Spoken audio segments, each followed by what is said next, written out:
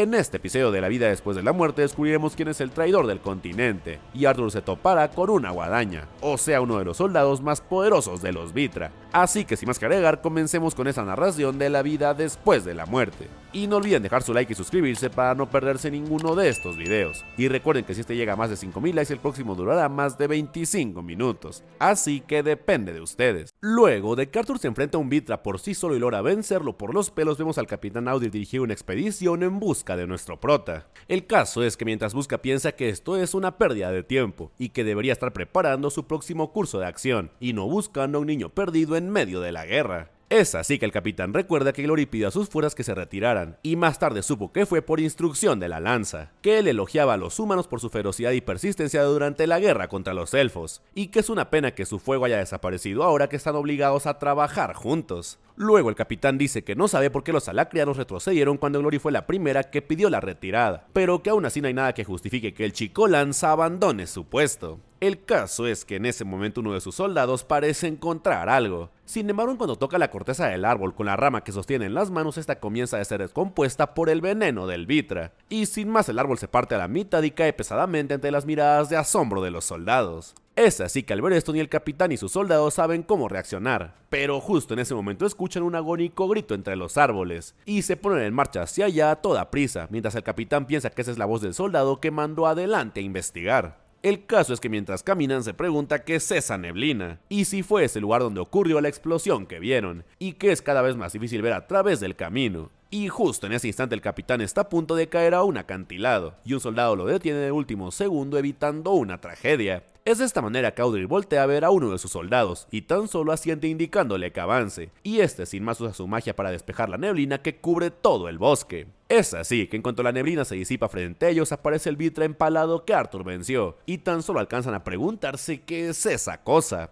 El caso es que en ese momento alcanza a ver al soldado que gritó antes, el cual está en el suelo sufriendo mucho, y luego al fondo el capitán también alcanza a ver a Arthur, y tan solo se pregunta si de verdad luchó solo contra esa criatura, y que si el soldado que mandó antes sufrió tanto daño, quizá el chico ya esté sin vida. Es así que pensando con avaricia el capitán se pregunta qué pasaría si lleva de vuelta al monstruo que venció a una lanza y dice que lo derrotó, y se pregunta cuál sería su recompensa, por lo que sin esperar ni un segundo más dice que recuperen el cuerpo de Arthur primero. Ante esto uno de sus soldados de inmediato salta hacia abajo para cumplir sus órdenes y rápidamente rodea el aura venenosa del Vitra. El problema es que justo en ese momento el monstruo parece recobrar la conciencia y ataca con sus ramas cortándole una pierna al desprevenido soldado, y luego antes de que sus compañeros puedan hacer algo para ayudarlo, lo atrapa con las demás ramas y lo jala hacia ella lentamente mientras suelta un aterrador alarido, y sin más el soldado muere en cuestión de segundos. Ante esto el otro soldado caído dice que se mantengan alejados de ese monstruo, pues la lanza dijo que no atacaría si mantienen la distancia, y al escucharlo el capitán pregunta qué demonios pasa, y si acaso ese monstruo sigue vivo. Sin embargo quien responde es Arthur, que le dice que no. Al escuchar esto el capitán le pregunta si él tuvo algo que ver, y Arthur le dice que con la muerte del Vitra sí, pero con la de sus soldados no, y luego señalando al monstruo dice que los hechizos de defensa automática de esa cosa siguen activos aunque esté muerta, y al escucharlo el capitán se pregunta cómo se atreve a hablarle como si fuera tonto, por lo que le pregunta muy molesto por qué no los ayudó o les avisó antes. Ante esto Arthur le pregunta si acaso quería una señal de precaución, y que francamente le cuesta mantenerse de pie. Sin embargo Audir le dice que no es momento de evitar respuestas, y que ahora le solicita que vaya con ellos al consejo para un nuevo interrogatorio. No obstante, Arthur tan solo le dice que irá al castillo por su cuenta, pero que ahora mismo tiene otros asuntos que atender. Al escuchar estas palabras, el molesto capitán salta al cráter donde está el monstruo, y mientras cae al suelo le pregunta a qué otros asuntos se refiere. Y luego, caminando hacia él lleno de decisión, dice que transmitir información sobre líderes enemigos al consejo es más urgente. Pero justo en ese momento la rama del monstruo se dirige hacia él. Es así que el capitán se ve obligado a rechazar las ramas y las hace pedazos girando su lanza a toda velocidad, demostrando su gran habilidad. Y luego sin más continúa su camino hacia Arthur lleno de rabia, y en cuanto se acerca más le dice que el consejo necesita ser informado de inmediato y que él lo llevará. Sin embargo en ese instante Sylvie despierta y le dice que si da otro paso le arrancará la cabeza, y al escuchar al capitán se pone a temblar y dice muy asombrado que esa criatura está hablando. Por su lado Arthur comienza a ponerse de pie poco a poco y con mucho esfuerzo se deja caer hacia el cráter él también, y luego sin agregar nada más pasa al lado del capitán y este se queda congelado al sentir su enorme poder. El caso es que Arthur avanza como si nada hacia el monstruo congelando sus ramas en el acto, y luego sin más llegas a su enemigo y retira la espada de su cuerpo sin el menor problema, para luego voltear a ver al capitán y decirle que vaya por la capitana Glory o alguien capaz de llevar ese cadáver al consejo, pues él tiene otros asuntos que atender.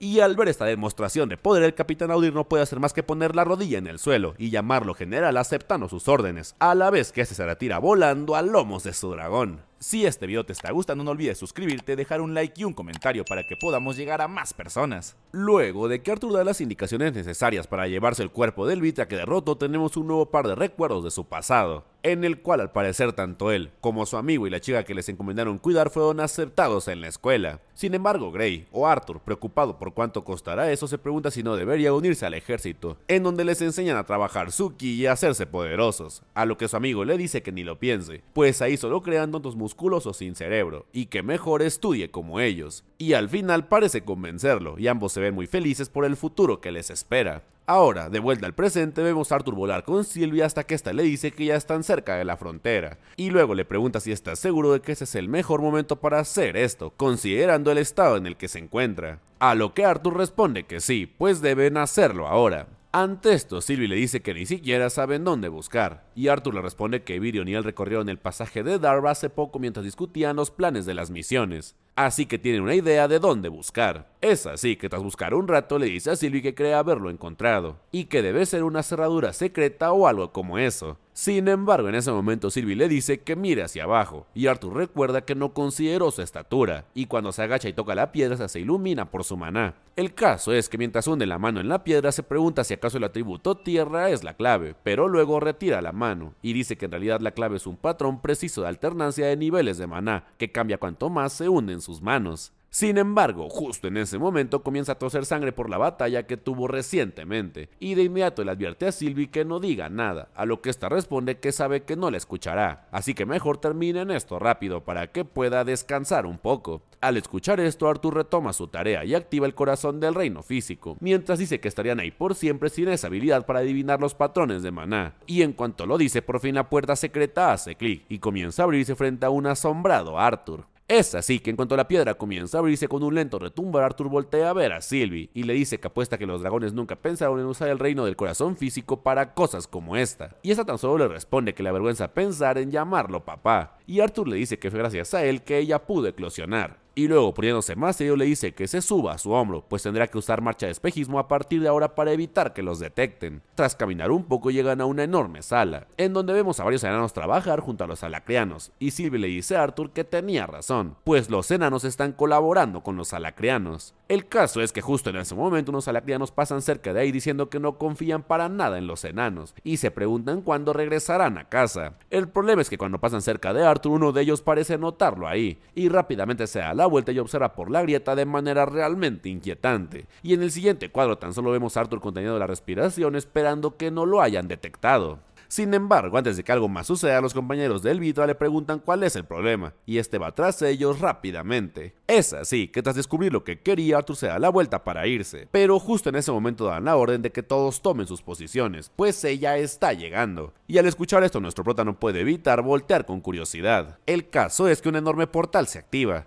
y de inmediato los Vitas se ponen de rodillas en forma de reverencia, y tras unos segundos alguien comienza a emerger del portal, y vemos que se trata de una chica de pelo blanco y 2 cuernos, y la llaman Lady Guadaña, o sea uno de los guerreros más fuertes de los Vitra. Al ver esto, nuestro protagonista piensa que después de derrotar a un retenedor, pensó que estaba listo para enfrentar a una guadaña. Y justo en ese momento la chica pregunta dónde está Silrit, a lo que un Vitra responde que actualmente está estacionado cerca de la costa norte de Sapin, esperando su llegada antes del ataque. Luego el soldado le pregunta qué pasó con la nueva guadaña, pues le habían dado órdenes de que lo llevara con el comandante Uto, a lo que la chica responde que no está listo, y que Melry y Biesa siguen trabajando con él. Por su lado, Arthur, mientras observa todo esto, piensa que a pesar de sospechar que los enanos traicionaron a Dikaten, tenía confianza en que serían capaces de ganar la guerra, pero que incluso Sylvie se congeló al ver a la guadaña, y tenía una buena razón para ello, pues detrás de su complexión delgada y porte majestuoso hay una cantidad insondable de poder, y que él se sintió como un mosquito mirando mirando a un huracán aproximándose, y vemos el terror reflejarse en su mirada, y tan solo declara que en ese momento solo sintió desesperación, y Sylvie dice que los ha notado. Si este video te está gustando, no olvides suscribirte, dejar un like y un comentario para que podamos llegar a más personas. Es así que en cuanto la guadaña parece descubrir a Arthur y Sylvie, este tan solo se queda congelado por el miedo.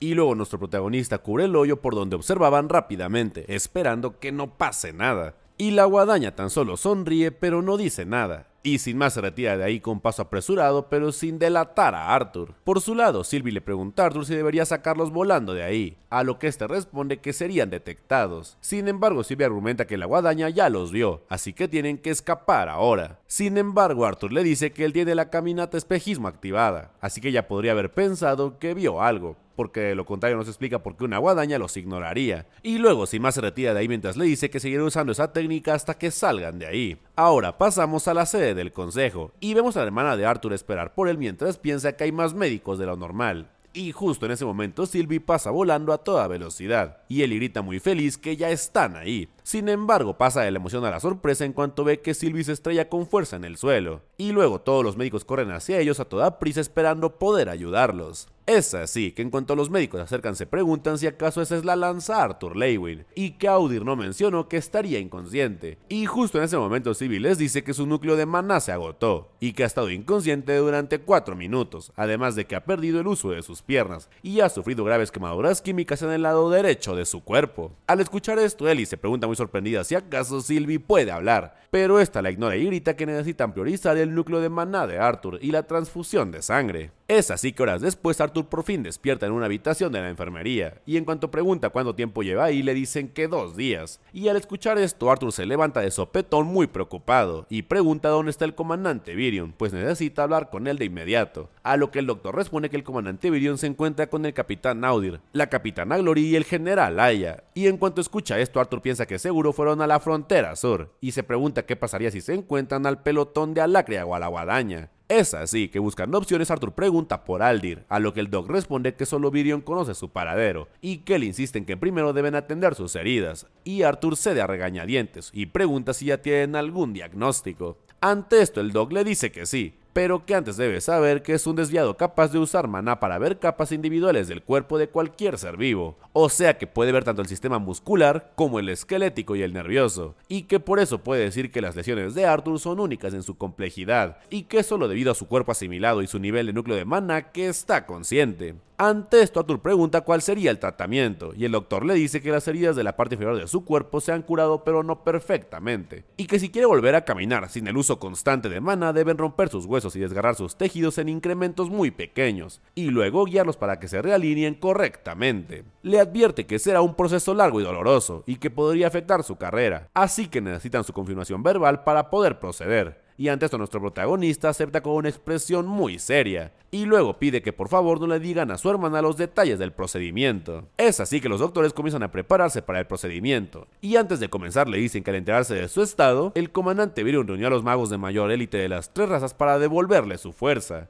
Y sin más le dice a la elfa que tiene a su lado que es su turno, y esa tan solo estira la mano y toca la frente de Art para hacerlo dormir, mientras Sylvie le dice que no se apartará de su lado. El caso es que tras unos segundos Celia dice que se ha dormido, y el doctor tan solo dice que entonces es momento de comenzar la operación. Es así que mientras es operado Arthur recuerda de nuevo su otra vida, y cómo compraron los libros para la escuela, y sobre todo a su amigo muy emocionado por comenzar a estudiar. El problema comienza cuando vuelven a casa, y es que mientras caminan de vuelta bajo la lluvia Gray les dice que se apresuren, y mientras sigue a sus amigos piensa que esto parece muy raro, pues la zona parece vacía y silenciosa. El caso es que de repente siente la presencia de un sujeto que les apunta desde lejos, y lo único que alcanza a hacer es empujar a sus amigos, y todos caen al suelo mientras la bala pasa de largo. El problema es que aún así la bala roza el brazo de Cecilia, y ante esto Gray le pide a su amigo que la saque de ahí, y sin más ambos salen corriendo mientras el chico le dice a Gray que será mejor que los alcance. Ante esto Gray logra cubrirse del último segundo de otro disparo, y se pregunta qué clase de bala es esa, y mientras sale corriendo agrega que quien quiera que haya disparado ese dardo tiene un ki muy grande. Es de esta manera que mientras huyen a toda velocidad Gray escucha que el objetivo de sus perseguidores es Cecilia, por lo cual le dice a sus amigos que sigan corriendo, pues los enemigos tienen dardos tranquilizantes. El caso es que los chicos corren y corren, pero en cierto momento Cecilia cae al suelo y les dice que los está poniendo en peligro a ambos y que a ella no le harán nada. Al escuchar esto, los chicos dicen que tienen razón y que deben darse prisa, por lo cual antes de irse el amigo de Grey le da algo, y sin más se van corriendo de ahí antes de que los atrapen. Es así que los sujetos dicen triunfantes que tienen a la chica en la mira, y que parece que el rasguño del tranquilizante fue suficiente para incapacitarlas. Sin embargo, en cuanto se inclinan a su lado para llevársela, se dan cuenta que tienen puesto el guante del chico, y sin poder evitarlo reciben una descarga eléctrica directamente en el rostro, y luego los chicos aparecen de nuevo atacando a los otros sujetos. El problema es que Grey es sometido de inmediato por uno, el cual le dice que tiene potencial y que es una pena que tenga que morir ahí. Sin embargo, nuestro protagonista le clava el dardo que guardó, y sin más el sujeto comienza a tambalearse frente a él a la vez que este le dice que suerte persiguiéndolos ahora.